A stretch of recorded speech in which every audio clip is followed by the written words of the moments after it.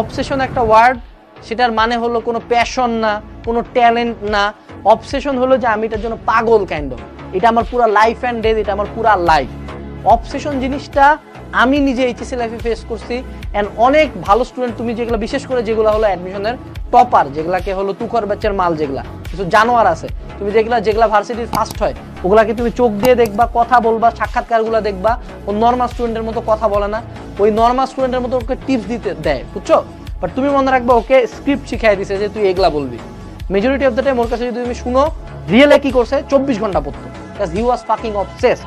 So লাইফে যখন তুমি কয়েক লাখ মানুষজনের সাথে লড়াই করতেছেন, সবাই চায় একটা সিট, একটা সিটের বিপরীতে 100 জন 200 জন এক্সাম দিচ্ছ, 16-17 জন ফাইট করে একটা সিট নাও, 0.5-এর জন্য যখন 3টা মেডিকেল পিছনে চলে যাও, যখন জাস্ট কিছু মার্কের জন্য বইটা পরীক্ষা দিতে পারো না, যখন একটা ম্যাথ ভুল করার জন্য বইটা সিটটা চলে যায়, তখন বুঝতে হবে যে এখানে আসলে নর্মাল কোনো কম্পিটিশন হচ্ছে না, এখানে খুব মজা করে পড়বে, অ্যানালাইসিস করবে, এই করবে, মেলা টেকনিক খাটাইতে পারো। বাট যদি তুমি অবসেসড হও যে আমি ঘুম থেকে উঠি ঘুমানোর আগে পর্যন্ত একটানা সারাদিনে আমার কাজ একটাই, সেটা আমি এইটা নিয়ে চিন্তা করি, কেমনে চান্স পাবো, কি আসবে, কি পড়বো, এইটার পর এটা, তারপর এটা, তারপর এটা, তারপর এটা, একটানা। মানুষজন দেখে তোমাকে পাগল বলতে পারে, মানুষজন দেখে খারাপ বলতে পারে, সারাদিন পরিষ্কার, এইটা যখন বলবে তখন বুঝবা তুমি রাইট ট্র্যাকে আসো, কারণ এটা সারাদিন পড়ার মতোই জিনিস, এটা এরকমই কম্পিটিটিভ। যত ট্যাকটিক্স খাটাও, যত জিনিস খাটাও, কেউ কখনো বলতে চায় না যে আমি আসলে হার্ডওয়ার্ক করে চান্স পেয়েছি। কেন? কারণ তুমি যদি দেখাও যে আর আমি তো চিল করছি, পরীক্ষার হঠাৎ করে পরীক্ষা দিতে যেয়ে চান্স পাই গেছি, তখন মনে হয় যে তুমি খুব ট্যালেন্টেড, খুব লাকি, এটা খুব স্যাভেজ লাগে, সবাই এটাই দেখাতে চায়। বাট অ্যাকচুয়াল যদি রিজন বলো কেউ চান্স পায়, কোনো টিচার না, কোনো গাইড না, কোনো বই না, কোনো কোর্স না, সে নিজে কুত্তার মতো পড়ছে, হি ওয়াজ ফাকিং অবসেসড। তো যদি কেউ খারাপ স্টুডেন্ট হয় তার জন্য আরো বেশি এটা বেশি প্রযোজ্য। Become obsessed with your study, become obsessed with your HSC, SSC, admission, become fucking obsessed. সবচেয়ে খারাপ সিচুয়েশনটা মাথায় নিয়ে অবসেসড হয়ে যাও। তোমাকে যাতে দেখে মনে হয় যে আল্লাহ এই চায়নাটা চান্স না পাইলে কে পাবে, তোমাকে দেখে যাতে তোমার ক্লাসমেটরা ভয় পায় যে এই চায়নাটা এত পড়ে, আমার কি হবে, বাকিরাও তার মানে এমনি পড়তেছে, তোমার ক্লাসের নাইটমেয়ার হওয়া একটা অ্যাবনর্মাল। যখন মানুষ বলবে তখন বুঝবে রাইট ট্র্যাকে আসো।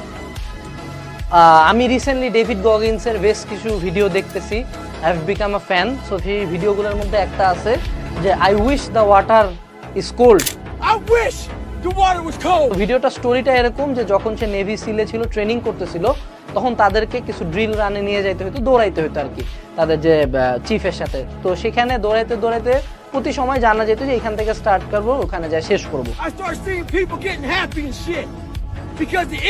এখন দেখতো যে যখন এন্ড পয়েন্ট চলে আসে তখন দেখে বাকি সোলজাররা খুব খুশি হচ্ছে যে না একটু পরে দৌড়ানোটা শেষ। বাট তারা কি করতো, তারা ওইটা পার করে আরো দৌড়াইতে নিয়ে যেত। তখন সবার মন টন খারাপ হয়ে যেত, মাথা নিচ করে, মানে মন টন খারাপ করে সে দৌড়াইতো। That would hear the happiness and go right on past the end point. When that happened, everybody stopped talking, heads would start dropping, and I start taking fucking souls. David Goggins তখন খুব খুশি হইতো। কেন?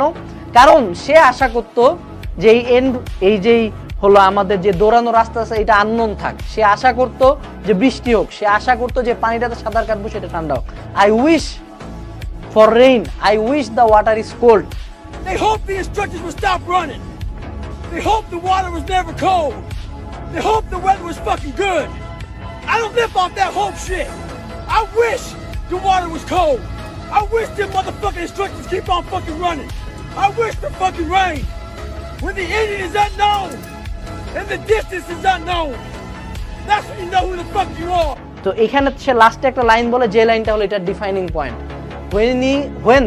When the ending is unknown, that's when you know who you really are. So এটাই হলো কথা আমাদের HSC বা এসএসসি বা অ্যাডমিশনের প্রত্যেকটা পরীক্ষার্থীর জন্য আমি বলতে চাই যে তোমরা কিন্তু এক্স্যাক্টলি জানো না কোশ্চেন কেমন হবে, তোমরা কিন্তু এক্স্যাক্টলি জানো না তোমার পরীক্ষার আগে সিচুয়েশন কেমন হবে, তুমি এক্স্যাক্টলি কোনো কিছুই জানো না যে আলটিমেটলি তুমি চান্স পাবা কিনা। আর তুমি যেটা করতে পারো, তুমি সেটা পরিশ্রম করতে পারো, মেন্টালি সব কিছুর জন্য রেডি হইতে পারো। তুমি যদি সবচেয়ে ওয়ার্স্টটার জন্য রেডি হও, যে কোশ্চেন সবচেয়ে টাফ হবে, কোশ্চেন সবচেয়ে আনপ্যাটার্ন হবে, হয়তো বা পরীক্ষার আগে আমি অসুস্থ হতে পারি, but I will still give the best, তখন কিন্তু তুমি মেন্টালি অনেক বেশি রেডি। ওই স্টুডেন্ট আছে যে হলো সুন্দর মতো খুব মজায় মজায় পড়াশোনা করছে, খুব মজার ক্লাস করছে, মজা করে অ্যাডমিশন দিবে। Be prepared for anything.